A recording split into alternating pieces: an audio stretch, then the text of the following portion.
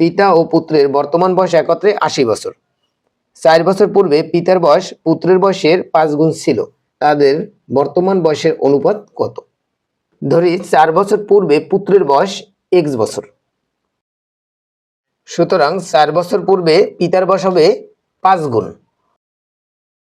সুতরাং পুত্রের বর্তমান বয়স সমান, এটা হচ্ছে পূর্বে হচ্ছে x বছর, তাহলে ৪ বছর পরে যেত, তাহলে x যোগ ৪ বছর, এবং পিতার বর্তমান বয়স ৪ বছর পূর্বে ছিল ৫x বছর, তাহলে বর্তমান হবে যোগ ৪ বছর।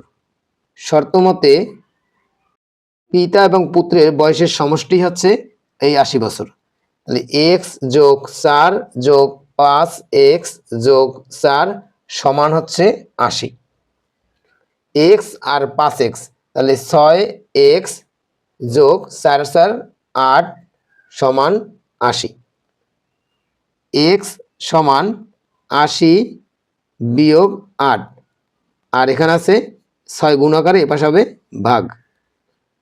x সমান এখানে থাকে ৭২ আর নিচে আছে ৬ সমান ৬ ১২ ৭২ সমান ১২, x সমান ১২। সুতরাং পিতার বর্তমান বয়স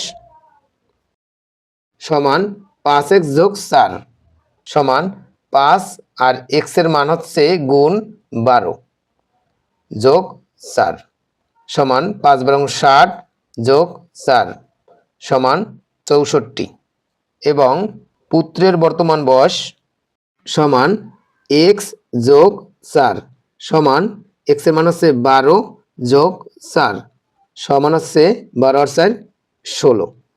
জানতে চাইছে তাদের বর্তমান বয়সের অনুপাত কত।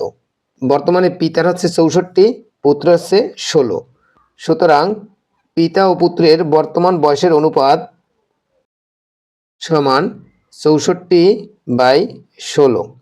১৬ অক্ষে ১৬, ৪ ১৬ ৬৪, ৪:১।